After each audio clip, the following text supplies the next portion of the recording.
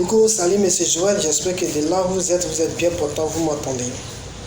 En fait, j'aimerais vous conter une histoire qu'il y a très longtemps, lorsque j'étais encore bouddhiste de 2010 à 2017. Je venais la première fois fouler les pieds dans cette ville d'Abosso pour pouvoir poursuivre mes études au classe de Syrie. Et c'est un jour comme ça, j'étais là, j'ai décidé d'aller faire transfert sur Monsieur Joël. Et là, il m'a dit, nous avons une prière des jeunes élèves. Voyant que j'étais élève, il dit ok, il n'y a pas de souci. Donc je décide d'y aller le samedi, sachant que je n'avais pas encore abandonné la religion bouddhique. Et le dimanche, plutôt que de me rendre dans mon église, j'abandonne mon église pour me rendre dans cette église encore. À mon retour, je m'intimide et je dis, mais attends, qu'est-ce qui se passe? Il a eu un changement ou quoi? Et voilà que lundi, mardi, mercredi, où notre Père Jean-B. Martin, le prophète, va organiser une croisade dénommée transformation surnaturelle, comme la Bible l'a bien signifié dans les épîtres de 1 Samuel 10, verset 6. Le Saint-Esprit te saisira et tu seras transformé en un autre homme. Et c'est de là que j'ai reçu la transformation du Saint-Esprit. Une prophétie s'annonce, je viens. Étant si l'homme de Dieu me dit, je vais. Le commandant était là. Et j'étais arrêté au milieu d'eux. Dans le même costume où j'étais arrêté, l'homme de Dieu dit, je te vois arrêté en deux frères. Toi tu es au milieu, c'est ce que ça veut dire. Mais c'est toi qui l'ange aime. Waouh! Et c'est de là que la transformation a commencé. Je décide de me faire baptiser, je reçois le baptême du feu, le Saint-Esprit et tout ça autre. Et c'est de là que j'ai commencé à aller à l'église. Au fait, c'est pour dire que lorsque vous êtes encore dans le monde, ce n'est pas parce que vous êtes différent de lui, mais c'est parce que vos péchés sont différents de lui.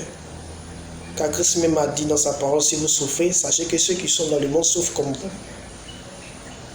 C'est ce que ça veut dire. Et en ce jour, j'aimerais vraiment dédier une chanson qui me va trop au cœur. Dédier cette chanson à M. Nda, à son frère Joël. Cette chanson, je l'ai écrite de mes propres doigts. Et je suis l'auteur-compositeur de ce chant aussi. Enfin, j'aimerais vous dire aux gens qui sont dans le monde, qu'il n'y a rien dans le monde.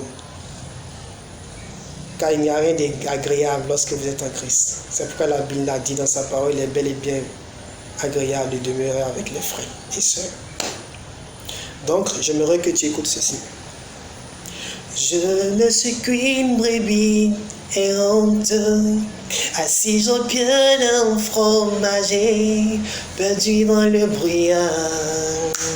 Yahweh, je ne suis qu'une brebis errante, assise au pied d'un fromager, perdu dans l'obscurité. C'est pourquoi je belle, Elohim, Elohim, Elohim, prends ma main. Adonai, Adonai, Adonai, dans ma voix. Yahweh, je ne suis qu'une brebis errante, assise au pied d'un fromager, perdu dans l'obscurité.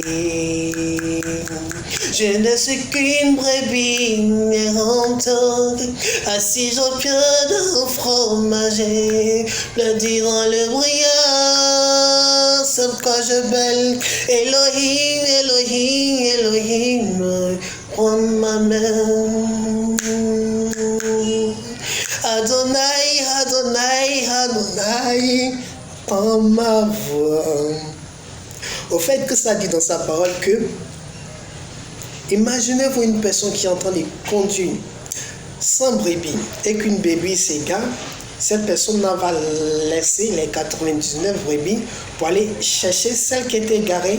Alors, si vous comprenez bien ce proverbe, vous saurez de quoi je parle. Au revoir.